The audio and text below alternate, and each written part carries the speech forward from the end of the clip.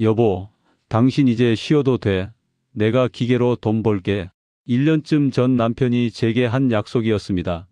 40년 가까이 공장 격리 일로 망가진 제 허리를 걱정하던 남편의 따뜻한 목소리가 아직도 귀에 맴돕니다. 그런데 지금 우리는 새벽 5시에 일어나 식당 설거지를 하러 갑니다. 둘이 함께요?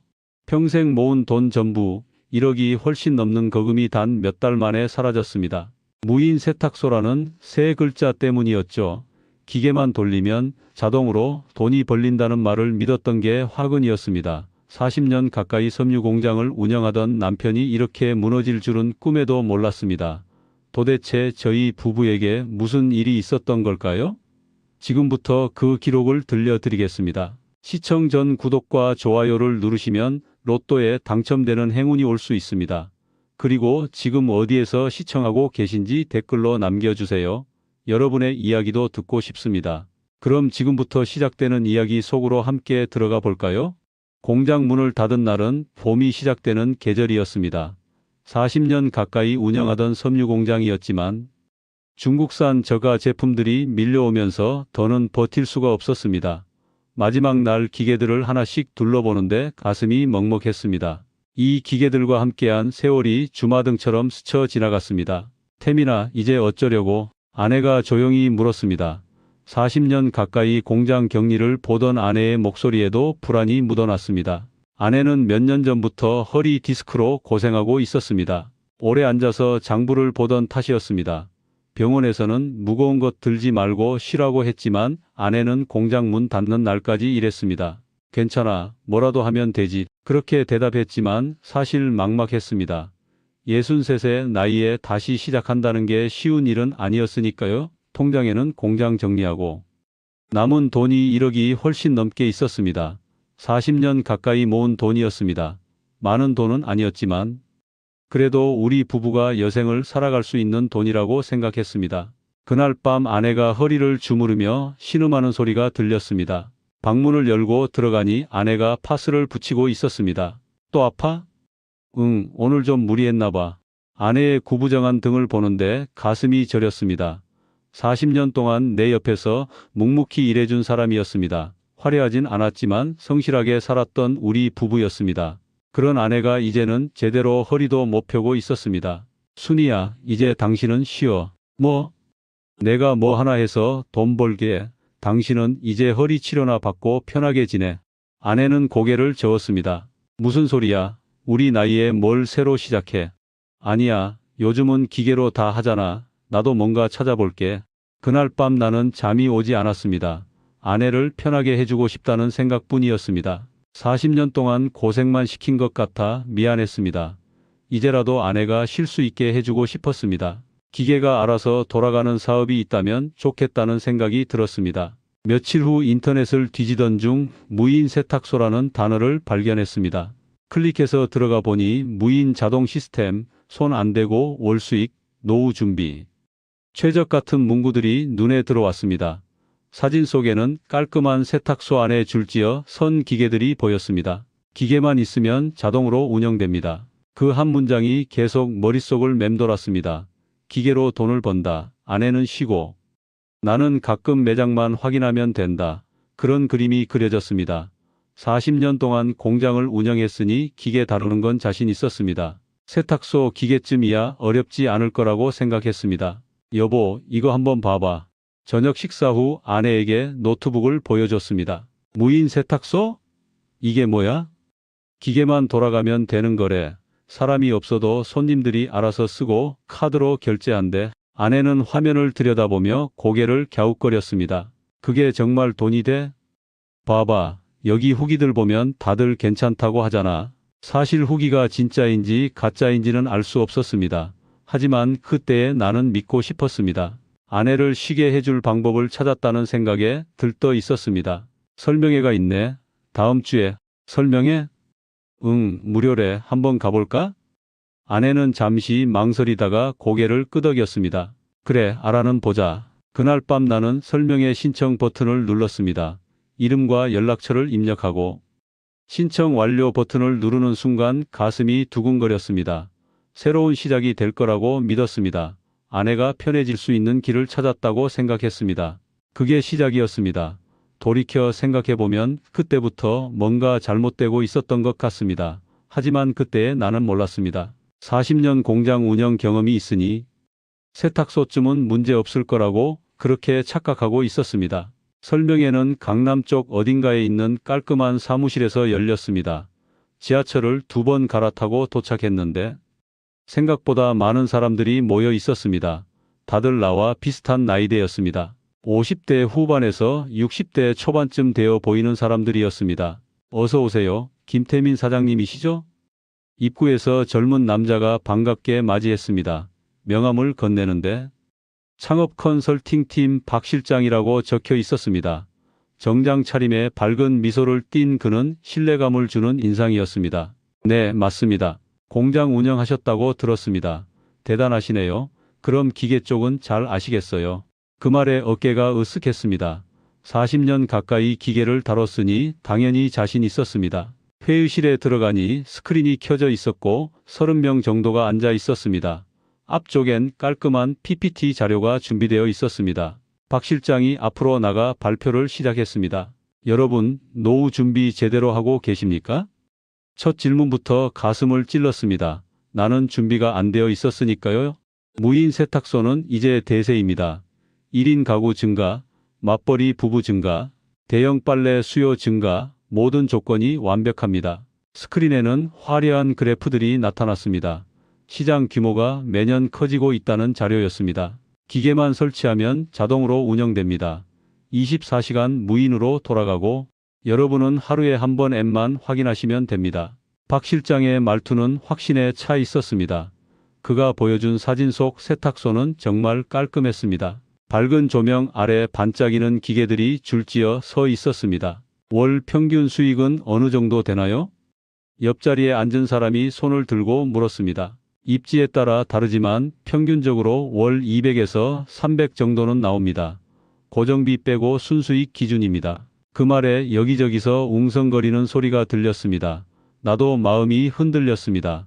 월 200이면 나쁘지 않았습니다. 초기 투자 비용은 얼마나 드나요? 누군가가 또 물었습니다. 입지와 평수에 따라 다르지만 대략 1억에서 1억 5천 정도면 충분합니다. 장비, 인테리어, 보증금 다 포함해서요. 내 통장 잔고와 비슷한 금액이었습니다. 할 수 있을 것 같았습니다. 관리는 어떻게 하나요? 정말 간단합니다. 하루 한 번 정도 매장 방문해서 청소하시고 기계 상태 확인하시면 됩니다. 30분이면 충분해요. 나머지는 다 앱으로 관리됩니다. 박 실장은 자신의 휴대폰을 꺼내 들어 보였습니다. 화면에는 실시간으로 매출이 찍히는 앱이 보였습니다. 보세요. 이렇게 누가 언제 얼마를 결제했는지 다 보입니다. 원격으로 기계 제어도 가능하고요. 신기했습니다. 정말 편리해 보였습니다.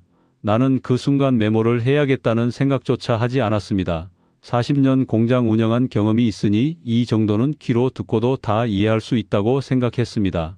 설명회가 끝나고 개별 상담 시간이 있었습니다. 나는 박 실장 앞에 앉았습니다. 사장님, 관심 있으세요? 네, 근데 관리가 정말 쉬운 건가요? 저희 아내가 허리가 안 좋아서요. 아, 그럼 더 좋으시겠네요. 무인 세탁소는 힘든 일이 거의 없습니다. 청소도 가볍게 쓸고 닦는 정도고 기계 점검도 버튼만 몇 개 누르면 돼요. 기계 고장은 안 나나요? 저희가 제공하는 장비는 산업용 고급 제품입니다. 1년 무상 AS도 되고요. 그 이후에도 유지보수 계약 맺으시면 저희가 다 처리해 드립니다. 그 말이 안심이 됐습니다. AS가 된다니 걱정할 필요 없겠다 싶었습니다. 입지는 어떻게 선정하나요? 저희가 다 도와드립니다. 유동인구 분석, 경쟁업체 조사, 상권 분석까지 다 해드려요. 사장님은 저희가 추천드리는 곳 중에서 고르시기만 하면 됩니다. 너무 편한 것 같았습니다. 모든 게 준비되어 있었습니다. 계약서는 언제 받아볼 수 있나요? 지금 바로 보여드릴 수 있습니다. 박 실장이 서류 뭉치를 꺼냈습니다. A사 용지로 20장은 넘어 보였습니다. 앞쪽엔 큰 글씨로 조건들이 적혀 있었고 뒤쪽엔 작은 글씨들이 빼곡했습니다. 여기 보시면 장비 사양, 설치 일정, AS 조건 다 나와 있습니다. 박 실장은 앞쪽 몇 장만 넘기며 설명했습니다. 나는 뒷장에 적힌 작은 글씨들은 제대로 읽지 않았습니다. 40년 공장 운영하면서 계약서야 수도 없이 봤으니까 대충 비슷할 거라고 생각했습니다. 좋습니다. 한번 해보겠습니다. 정말요? 훌륭한 결정이십니다. 박 실장은 환하게 웃었습니다. 그날 나는 계약금으로 3천만 원을 입금했습니다. 나머지는 장비 설치 전에 입금하기로 했습니다. 집에 돌아와 아내에게 말했습니다. 여보, 나 무인 세탁소 하기로 했어. 벌써? 좀 더 알아보지 그랬어. 괜찮아. 다 확인했어. 기계만 돌리면 되는 거래. 당신은 이제 쉬어도 돼. 아내는 불안한 표정을 지었지만 내 결심이 확고한 걸 보고 더는 말하지 않았습니다. 그래, 당신이 알아서 하겠지. 그날 밤 나는 설레는 마음으로 잠들었습니다. 새로운 시작이 기대됐습니다. 아내를 편하게 해줄 수 있을 것 같았습니다. 기계가 알아서 돌아가고 우리는 여유롭게 살 수 있을 거라고 믿었습니다. 하지만 그날 내가 놓친 게 있었습니다. 계약서 뒷장에 작은 글씨로 적힌 문구들, 장비 고장 시 운영자 책임 유지보수 비용, 별도 AS 출장비 실비 청구 같은 문장들을 제대로 읽지 않았습니다. 설명회에서 메모 한 줄 하지 않았던 것도 실수였습니다. 40년 경험을 믿고 너무 쉽게 생각했습니다. 그게 두 번째 실수였습니다. 첫 번째는 제대로 알아보지 않은 것이었고, 두 번째는 계약서를 꼼꼼히 읽지 않은 것이었습니다. 하지만 그때의 나는 그걸 실수라고 생각하지 않았습니다. 오히려 빠르게 결정한 내가 대견했습니다. 무인 세탁소는 생각보다 빨리 준비됐습니다. 입지는 박 실장이 추천한 곳 중 하나를 골랐습니다. 주택가와 원룸이 많은 동네였습니다. 1층 상가 한 칸을 월세로 계약했습니다. 장비는 일주일도 안 돼서 설치됐습니다. 대형 세탁기 5대, 건조기 3대가 벽을 따라 줄지어 섰습니다. 은은한 조명을 달고 바닥은 밝은 타일로 깔았습니다. 생각보다 깔끔했습니다. 와, 진짜 괜찮은데? 아내가 매장을 둘러보며 말했습니다. 그치? 이 정도면 손님들 많이 오겠지? 근데 관리는 정말 쉬워? 응, 박 실장 말로는 하루 한 번 청소만 하면 된대. 기계는 알아서 돌아가고. 오픈 전날 밤 나는 설레서 잠을 이루지 못했습니다. 내일부터 새로운 인생이 시작된다는 생각에 가슴이 두근거렸습니다. 오픈 첫날 아침 일찍 매장으로 갔습니다. 문을 열고 불을 켜니 기계들이 반짝였습니다. 휴대폰에 관리 앱을 깔아놓았는데 실시간으로 매출이 찍힌다고 했습니다. 오전 9시쯤 첫 손님이 들어왔습니다. 20대로 보이는 여자였습니다. 큰 빨래 바구니를 들고 들어와 세탁기 앞에 섰습니다. 기계 사용법을 보더니 능숙하게 카드를 찍고 세탁을 시작했습니다. 그 순간 내 휴대폰에 알림이 떴습니다. 결제 완료 8,000원 짜릿했습니다. 처음으로 돈이 들어온 순간이었습니다. 40년 공장 운영하면서도 이런 기분은 처음이었습니다. 여보, 손님 왔어. 나는 아내에게 전화를 걸어 신나게 말했습니다. 진짜? 벌써? 응, 방금 결제 알림 왔어. 8,000원. 아내도 웃는 소리가 들렸습니다. 그날 오후에도 손님이 몇 명 더 왔습니다. 저녁까지 총 5번의 결제가 찍혔습니다. 하루 매출이 4만 원 정도였습니다. 첫날 치고 괜찮은데? 아내가 매출을 보며 말했습니다. 그치? 이제 입소문 나면 더 늘어날 거야. 주말이 되자 손님이 확 늘었습니다. 토요일 하루 매출이 15만 원이 넘었습니다. 일요일도 비슷했습니다. 나는 매일 아침 매장에 나가 청소를 하고 기계 상태를 확인했습니다. 정말 간단한 일이었습니다. 한 달 정도 지나자 매출이 안정됐습니다. 평일엔 하루 5만 원에서 7만 원, 주말엔 15만 원 정도가 나왔습니다. 한 달 매출이 대략 250만 원 정도였습니다. 월세와 전기세, 수도세를 빼면 150만 원 정도가 남았습니다. 생각보다 괜찮은데? 아내가 장부를 정리하며 말했습니다. 그치? 이 정도면 우리 먹고 사는 데는 충분하지. 그래도 초기 투자금 생각하면 아직 멀었어. 천천히 회수하면 돼. 급할 거 없어. 그 무렵 우리는 오랜만에 여행을 갔습니다. 근교에 있는 온천으로 1박 2일 다녀왔습니다. 온천물에 몸을 담그고 있는데 아내가 물었습니다. 여보, 이제 좀 편하게 살 수 있는 거지? 당연하지. 이제 걱정 마. 아내는 처음으로 편안한 얼굴을 보였습니다. 40년 만에 처음 보는 표정이었습니다. 허리 통증 때문에 늘 인상을 찌푸리던 아내였는데 그날만큼은 편해 보였습니다. 고마워. 당신 덕분에 이렇게 쉴 수 있네. 그 말에 가슴이 뿌듯했습니다. 내가 올바른 선택을 했다는 확신이 들었습니다. 돌아와서 친구에게 자랑도 했습니다. 야, 나 요즘 무인 세탁소 하는데 괜찮더라. 진짜? 돈 돼? 응, 기계만 돌아가니까 편하고 좋아. 친구는 부러워하는 눈빛으로 나를 봤습니다. 그게 기분 좋았습니다. 퇴직 후 뭐 하느냐고 물어볼 때마다 머뭇거렸는데 이젠 당당하게 대답할 수 있었습니다. 어느 날 저녁 아내와 둘이 앉아 맥주를 마셨습니다. 여보, 우리 이제 좀 살만하지? 그래, 당신 덕분이야. 아니야, 우리 둘이 함께 한 거지. 그날 밤은 오랜만에 행복했습니다. 걱정 없이 웃을 수 있었습니다. 앞으로도 계속 이럴 줄 알았습니다. 기계는 고장 나지 않고 손님은 계속 올 거라고 믿었습니다. 하지만 그게 마지막 행복이었습니다. 그날 이후로 우리의 웃음은 점점 줄어들기 시작했습니다. 그 순간만큼은 몰랐습니다. 단 2달 후면 모든 게 무너질 거라는 걸. 문제는 오픈한 지 2달쯤 지나서부터 시작됐습니다. 어느 날 아침 매장에 갔는데 세탁기 한 대가 멈춰 있었습니다. 화면에 23 에러라고 떠 있었습니다. 이게 뭐지? 설명서를 뒤적였지만 에러 코드 설명은 없었습니다. 박 실장에게 전화를 걸었습니다. 아, 그거요? 배수 문제일 겁니다. 재부팅 한번 해보세요. 전원을 껐다 켰는데 여전히 같은 에러가 떴습니다. 안 되는데요? 그럼 기사 불러야겠네요. 제가 연결해 드릴게요. 기사는 다음 날 왔습니다.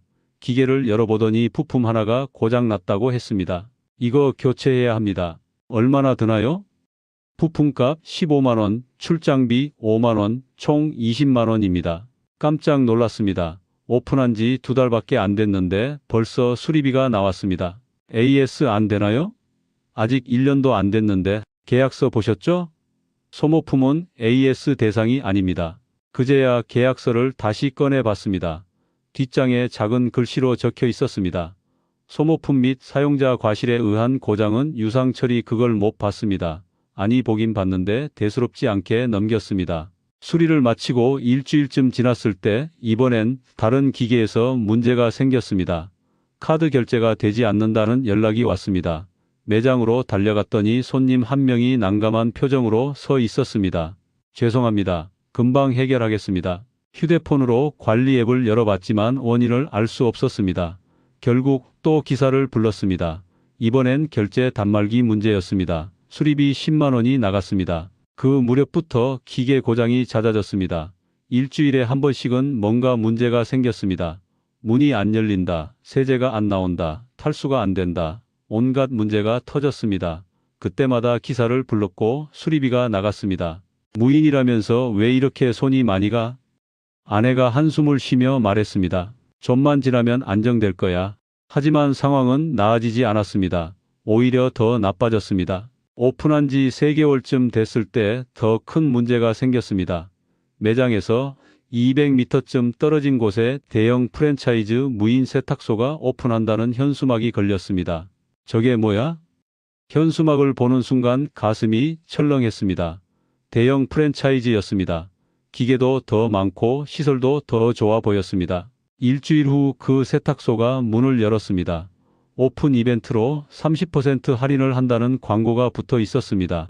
그날부터 우리 매장 손님이 눈에 띄게 줄었습니다. 여보, 매출이 반으로 줄었어. 아내가 장부를 보며 말했습니다.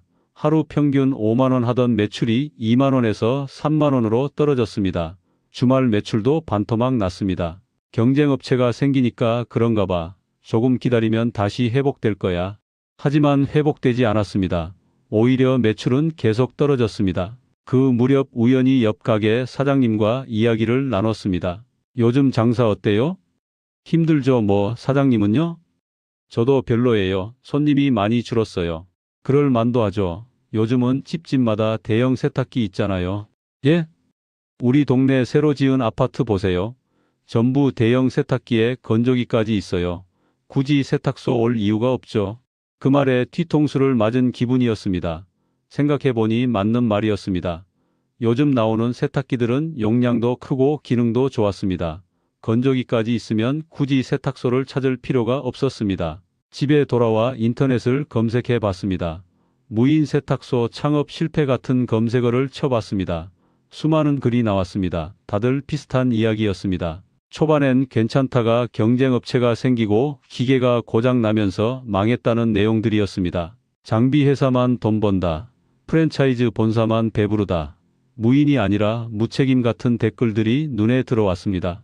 가슴이 답답했습니다. 내가 뭔가 큰 실수를 한 것 같았습니다. 하지만 이미 1억이 넘는 돈을 투자한 상태였습니다. 지금 그만둘 수도 없었습니다. 조금만 더 버티자. 분명 나아질 거야. 스스로에게 말했지만 확신은 없었습니다. 밤마다 잠이 오지 않았습니다. 휴대폰으로 매출 앱을 확인하는 게 습관이 됐습니다. 알림이 뜰 때마다 가슴이 두근거렸습니다. 하지만 알림은 점점 줄어들었습니다. 그 무렵부터 아내와의 대화도 줄었습니다. 아내는 뭔가 말하려다가도 입을 다물었습니다. 나도 아내의 눈을 제대로 쳐다보지 못했습니다. 미안했습니다. 편하게 해준다던 약속을 지키지 못할 것 같았습니다. 오픈한 지 5개월쯤 됐을 때 정말 큰 문제가 터졌습니다. 세탁기 한 대가 완전히 멈췄습니다. 이번엔 재부팅도 소용없었습니다. 기사가 와서 봤더니 메인보드가 고장 났다고 했습니다. 이건 부품 교체해야 합니다. 얼마나 드나요? 부품값만 80만 원입니다. 공인비 포함하면 100만 원 넘을 겁니다. 순간 정신이 아득해졌습니다. 한 대 고치는데 100만 원이 넘는다니? AS 안 되나요? 계약서 확인해 보셨죠? 메인보드는 소모품 항목입니다. 기사가 건네준 견적서를 보는데 손이 떨렸습니다. 부품값, 공인비, 출장비가 항목별로 적혀 있었습니다. 모두 합치면 110만 원이었습니다. 일단 생각 좀 해보고 연락드리겠습니다. 기사가 가고 나는 매장 바닥에 주저앉았습니다. 이미 수리비로 나간 돈만 몇백만 원이었습니다. 여기에 또 100만 원이 넘는 돈을 쓴다는 게 믿기지 않았습니다. 집에 돌아와 계약서를 다시 펼쳤습니다. 이번엔 뒷장부터 꼼꼼히 읽었습니다. 작은 글씨로 빼곡히 적힌 조항들을 하나하나 읽어 내려갔습니다. 장비 이상 발생 시 운영자 책임, 소모품 및 부품 교체는 유상 처리, 유지보수 계약 미체결 시 출장비 실비 청구, AS 기간은 제조사 하자에 한함. 모든 책임이 나한테 있었습니다. 기계가 고장 나든 부품이 망가지든 내가 돈을 내야 했습니다. AS라는 건 거의 의미가 없었습니다. 제조사 하자가 아닌 이상 모두 유상이었습니다. 이게 뭐야? 허탈한 웃음이 나왔습니다. 계약할 때 왜 이걸 제대로 읽지 않았을까? 40년 공장 운영 경험을 믿고 너무 쉽게 생각했습니다. 설명회에서 메모 한 줄 하지 않았던 것도 후회됐습니다. 그날 밤 아내에게 조심스럽게 말했습니다. 여보, 기계 수리비가 좀 많이 나올 것 같아. 얼마나? 100만 원 넘어. 아내는 아무 말도 하지 않았습니다. 그냥 한숨만 쉬었습니다. 그 한숨이 내 가슴을 찔렀습니다. 매출은 계속 떨어졌습니다. 한 달 수입이 100만 원도 안 나왔습니다. 월세와 전기세, 수도세를 내고 나면 남는 게 없었습니다. 오히려 적자였습니다. 2달 후 전기요금 고지서를 받았는데 깜짝 놀랐습니다. 산업용 전기라 요금이 일반 가정보다 훨씬 비쌌습니다. 한 달에 60만 원이 넘게 나왔습니다. 이게 말이 돼? 아내가 고지서를 보며 말했습니다. 대형 기계들이 24시간 돌아가니까 그런가 봐. 그럼 매출보다 전기세가 더 많이 나오는 거잖아. 계산을 해봤습니다. 월세 80만 원, 전기세 60만 원, 수도세 20만 원, 매출은 고작 80만 원 정도, 완전히 적자였습니다. 여기에 기계 수리비까지 더하면 한 달에 100만 원 이상 손해였습니다. 그 무렵 더 충격적인 일이 생겼습니다. 어느 날 마트에서 아내를 우연히 봤습니다. 아내가 구인 광고 전단지를 보고 있었습니다. 여보, 뭐해? 아내가 깜짝 놀라며 전단지를 숨겼습니다. 아무것도 아니야. 구인 광고 보고 있었잖아. 그냥 한번 봤어. 그 순간 가슴이 무너졌습니다. 아내가 다시 일자리를 알아보고 있었습니다. 편하게 해준다던 내 약속은 거짓이 됐습니다. 오히려 아내를 더 힘들게 만들었습니다. 미안해. 괜찮아. 당신 잘못 아니야. 하지만 내 잘못이었습니다. 제대로 알아보지도 않고 시작했고 계약서도 꼼꼼히 읽지 않았고 현장 경험도 없이 덤볐습니다. 모두 내 잘못이었습니다. 그날 밤 통장을 확인해 봤습니다. 초기 투자로 1억이 넘게 나갔고 그 후 수리비와 적자로 몇 천만 원이 더 나갔습니다. 남은 돈은 얼마 없었습니다. 카드값이 밀리기 시작했습니다. 수리비를 카드로 긁었는데 다음 달에 갚을 돈이 없었습니다. 이번 달 것을 다음 달로 미루고 다음 달 것을 그 다음 달로 미뤘습니다. 빚이 눈덩이처럼 불어났습니다. 이러다 정말 큰일 나겠어. 아내가 걱정스러운 얼굴로 말했습니다. 알아, 나도 알아. 하지만 어떻게 해야 할지 몰랐습니다. 지금 그만두면 투자한 돈을 하나도 건지지 못합니다. 그렇다고 계속하자니 매달 적자만 늘어났습니다. 밤마다 잠을 이룰 수 없었습니다. 천장을 보며 계산기를 두드렸습니다. 어떻게 해도 답이 나오지 않았습니다. 60대 초반의 나이에 다시 시작할 방법이 보이지 않았습니다. 결국 그날이 왔습니다. 오픈한 지 10개월쯤 됐을 때였습니다. 카드 회사에서 톡촉 전화가 왔습니다. 고객님, 2개월째 연체 중이신데 언제 입금 가능하신가요? 죄송합니다. 조금만 기다려주세요. 하지만 기다릴 돈이 없었습니다. 통장은 바닥이었고 매출은 계속 떨어졌습니다. 그날 저녁 아내와 마주 앉았습니다. 여보, 이제 그만해야 할 것 같아. 아내가 먼저 말을 꺼냈습니다. 더 이상은 안 되겠어. 이러다 빚만 더 늘어나. 나는 고개를 끄덕일 수밖에 없었습니다. 이미 알고 있었습니다. 더는 버틸 수 없다는 걸. 그래, 그만하자. 그 말을 하는 순간 모든 힘이 빠졌습니다. 40년 동안 모은 돈이 10개월 만에 사라진다는 현실이 믿기지 않았습니다. 다음 날 박 실장에게 전화를 걸었습니다. 폐업하려고 하는데 어떻게 하면 되나요? 아, 그러세요? 아쉽네요. 계약서 보시면 폐업 절차 나와 있습니다. 전화를 끊고 계약서를 봤습니다. 폐업 시 보증금 중 일부는 공제되고 장비는 감가상각 후 회수된다고 적혀 있었습니다. 결국 돌려받을 수 있는 돈은 거의 없었습니다. 철거업체를 불렀습니다. 기계들을 하나씩 뜯어내는 모습을 보는데 눈물이 났습니다. 불과 10개월 전 설레는 마음으로 설치하던 기계들이었는데 이렇게 빨리 철거될 줄은 몰랐습니다. 사장님, 이 장비들 상태가 좋네요. 중고로 팔면 조금은 건질 수 있을 겁니다. 철거업체 사장이 말했습니다. 얼마나 받을 수 있을까요? 글쎄요, 한 2천만 원 정도? 2천만 원, 1억이 넘게 투자한 장비가 2천만 원이 됐습니다. 허탈한 웃음이 나왔습니다. 마지막 날 매장 문을 닫기 전 안을 둘러봤습니다.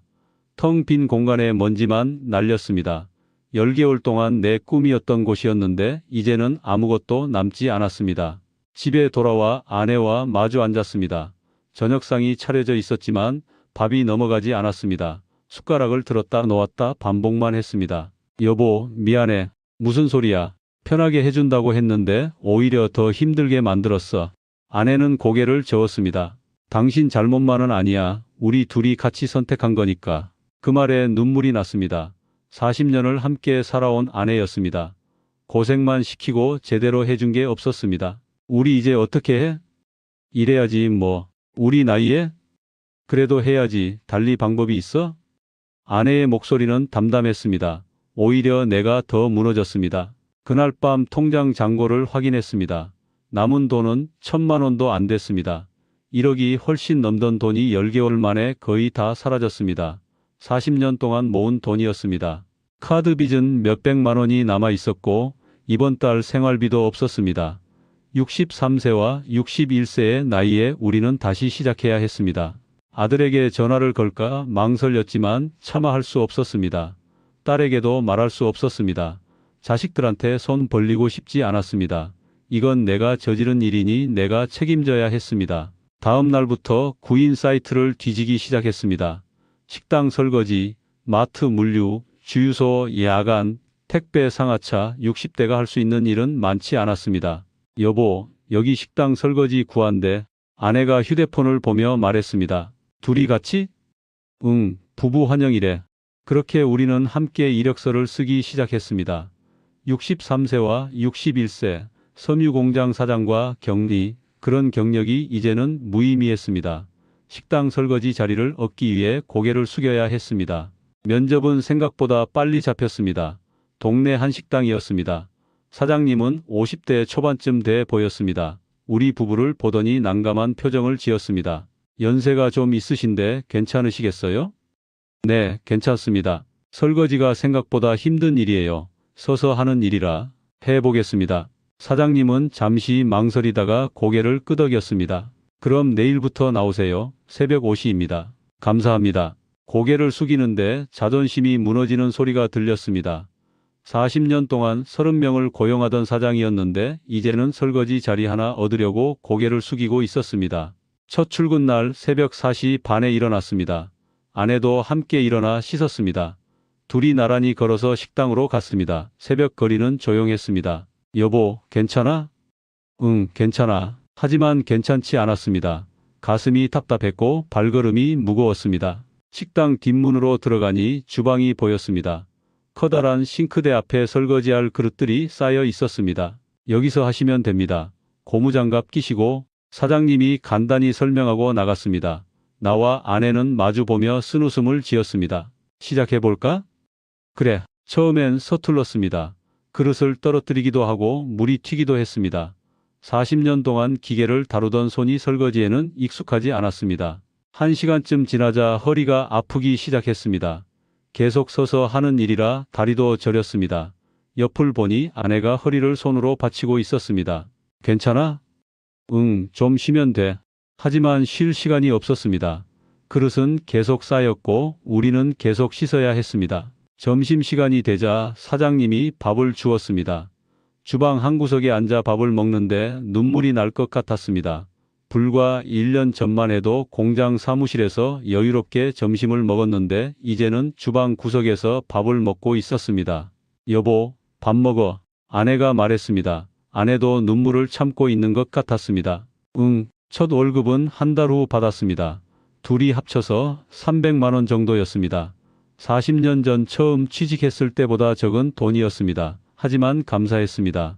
이나마 벌 수 있어서 다행이었습니다. 어느 날 설거지를 하는데 누군가 주방으로 들어왔습니다. 옛날 공장에서 일하던 직원이었습니다. 사장님? 그 목소리에 고개를 들었습니다. 옛 직원 만수였습니다. 만수야, 여기서 뭐 하세요? 보다시피 일하고 있어. 만수는 난감한 표정을 지었습니다. 한때 자기를 고용하던 사장이 설거지를 하고 있으니 뭐라 말해야 할지 모르는 것 같았습니다. 힘드시겠어요? 괜찮아. 일이 있으니 다행이지. 만수는 더 이상 말하지 못하고 나갔습니다. 그 뒷모습을 보는데 가슴이 찢어졌습니다. 30년 동안 함께 일하던 사람 앞에서 이런 모습을 보이다니. 그날 밤 집에 돌아와 거울을 봤습니다. 거울 속 내 얼굴은 많이 늙어 있었습니다. 1년 사이에 10년은 늙은 것 같았습니다. 여보, 우리 이제 어떻게 살아야 할까? 아내에게 물었습니다. 하루하루 살아야지, 뭐. 미안해, 정말 미안해. 그만해, 당신이 일부러 그런 것도 아니잖아. 아내는 담담했습니다. 오히려 나보다 더 강했습니다. 40년을 함께 살면서 아내가 이렇게 강한 사람인 줄 몰랐습니다. 고마워. 뭐가? 곁에 있어줘서. 아내는 아무 말 없이 내 손을 잡아주었습니다. 그날 밤 처음으로 편히 잠들 수 있었습니다. 비록 가진 건 없지만 아내가 있어서 다행이었습니다. 지금 이 글을 쓰는 날은 그로부터 몇 달이 지난 시점입니다. 여전히 아내와 함께 식당에서 설거지를 하고 있습니다. 새벽 5시에 일어나 밤 9시에 집에 돌아오는 생활입니다. 힘들지만 견딜만 합니다. 가끔 생각합니다. 내가 뭘 잘못했을까? 돌이켜보면 처음부터 끝까지 모든 게 잘못됐습니다. 제대로 알아보지도 않았고 현장 경험도 없었고 계약서도 꼼꼼히 읽지 않았습니다. 무엇보다 큰 실수는 나이를 고려하지 않은 것이었습니다. 60이 넘으면 돈을 버는 것보다 지키는 게 더 중요합니다. 젊을 때는 실패해도 다시 일어설 시간이 있지만 60이 넘으면 그 시간이 없습니다. 한번 무너지면 다시 일어서기 어렵습니다. 설명회에서 들은 말들도 다시 생각해 봅니다. 기계만 돌리면 자동으로 수익. 그게 거짓말은 아니었을지 모릅니다. 하지만 기계는 고장나고 경쟁업체는 생기고 시장은 변합니다. 자동으로 수익이 난다는 건 환상이었습니다. 프랜차이즈 본사나 장비 회사는 내 성공에 관심이 없었습니다. 그들은 장비를 팔고 계약을 맺는 게 목적이었습니다. 내가 망하든 말든 상관없었습니다. 이미 그들은 돈을 벌었으니까요. 계약서에 작은 글씨들도 놓치면 안 됩니다. 모든 함정은 그 작은 글씨 안에 숨어 있었습니다. 소모품은 AS 대상이 아니다. 출장비는 별도다. 운영자 책임이다. 그런 문장들이 나를 무너뜨렸습니다. 40년 공장 운영 경험이 있다고 자만했던 것도 실수였습니다. 섬유공장과 무인 세탁소는 완전히 다른 사업이었습니다. 내 경험은 아무 도움이 되지 않았습니다. 오히려 과심만 키웠을 뿐입니다. 현장 경험 없이 덤빈 것도 후회됩니다. 다른 무인 세탁소에라도 가서 하루 종일 앉아서 지켜봤어야 했습니다. 손님이 몇 명이나 오는지, 얼마나 자주 고장이 나는지, 실제 수익이 얼마나 되는지 그걸 직접 확인했어야 했습니다. 시장 변화도 읽지 못했습니다. 집집마다 대형 세탁기와 건조기가 보급되고 있다는 걸 몰랐습니다. 무인 세탁소의 수요가 줄어들고 있다는 걸 알았어야 했습니다. 지금 퇴직을 앞두고 계신 분들, 혹은 퇴직금으로 창업을 고민하고 계신 분들께 꼭 말씀드리고 싶은 게 있습니다. 부디 저와 같은 실수를 하지 마십시오. 첫째, 쉽게 돈 번다는 말은 대부분 거짓입니다. 무인이든 자동화든 편한 사업은 없습니다. 기계는 고장나고 관리는 필요합니다. 달콤한 말에 속지 마십시오. 둘째, 설명회는 광고일 뿐입니다. 그들은 여러분의 성공을 돕는 사람이 아니라 장비를 파는 사람들입니다. 설명회에서 하는 말을 그대로 믿으면 안 됩니다. 셋째, 계약서는 작은 글씨까지 읽으십시오. 모든 함정은 작은 글씨 안에 있습니다. 귀찮아도 끝까지 읽어야 합니다. 나중에 후회해도 소용없습니다. 넷째, 경험 없는 분야는 피하십시오. 40년 경험이 있어도 다른 업종에선 초보입니다. 과신하지 마십시오. 다섯째, 현장을 직접 확인하십시오. 며칠이라도 실제 운영되는 곳에 가서 지켜보십시오. 숫자는 거짓말을 하지만 현장은 진실을 보여줍니다. 여섯째, 60이 넘으면 돈을 지키는 게 우선입니다. 버는 것보다 지키는 게 더 중요합니다. 한번 잃으면 다시 모을 시간이 없습니다. 일곱째, 시장 변화를 읽으십시오. 지금 잘 되는 사업이 내일도 잘 된다는 보장은 없습니다. 대형 가전 보급, 경쟁업체 증가 같은 변화를 미리 파악해야 합니다. 저는 이 모든 걸 놓쳤습니다. 그래서 1억이 넘는 돈을 잃었고 63세의 나이에 설거지를 하고 있습니다. 하지만 후회만 하고 있을 수는 없습니다. 아직 몸은 움직이고 아내는 옆에 있습니다. 새벽 5시에 일어나는 게 힘들지만 일이 있다는 게 감사합니다. 예전처럼 여유롭진 않지만 하루하루 살아갈 수는 있습니다. 자식들에게 손 벌리지 않고 우리 힘으로 살아가고 있습니다. 가끔 아내가 말합니다. 그래도 우리 둘이 건강하니까 다행이야. 맞는 말입니다. 돈은 잃었지만 건강은 남았고 무엇보다 서로가 있습니다. 몇 년 후 이 빚을 다 갚고 나면 조금씩 다시 모아볼 생각입니다. 크게 욕심내진 않습니다. 그저 우리 둘이 편하게 살 수 있는 정도면 됩니다. 이번엔 투자하지 않겠습니다. 그냥 조금씩 모으겠습니다. 제 이야기가 누군가에게 도움이 되길 바랍니다. 저처럼 실패하는 분이 한 명이라도 줄어든다면 제 고통이 헛되지 않을 것 같습니다. 부디 신중하게 결정하시고 쉬운 길은 의심하시고 계약서는 꼼꼼히 읽으시길 바랍니다. 60이 넘으면 새로운 도전보다 안정이 우선입니다. 저는 그걸 너무 늦게 깨달았습니다. 여러분은 저보다 빨리 깨달으시길 바랍니다. 지금도 식당 주방에서 설거지를 하며 생각합니다. 내가 뭘 잘못했는지, 어떻게 했어야 했는지. 그 답은 간단합니다. 처음부터 시작하지 말았어야 했습니다. 하지만 이미 엎질러진 물입니다. 이제는 주워 담을 수밖에 없습니다. 여러분은 부디 물을 엎지르지 마십시오. 지키십시오. 그게 60이 넘은 우리가 할 수 있는 최선입니다. 우리의 이 사연이 마음에 남았다면 좋아요를 눌러주세요. 그리고 소중한 사람들과 함께 이 이야기를 나눠주시길 바랍니다. 여러분의 한마디가 누군가에겐 큰 위로가 될 수 있습니다. 영상이 마음에 드셨다면 구독과 좋아요, 응원 부탁드립니다. 감사합니다.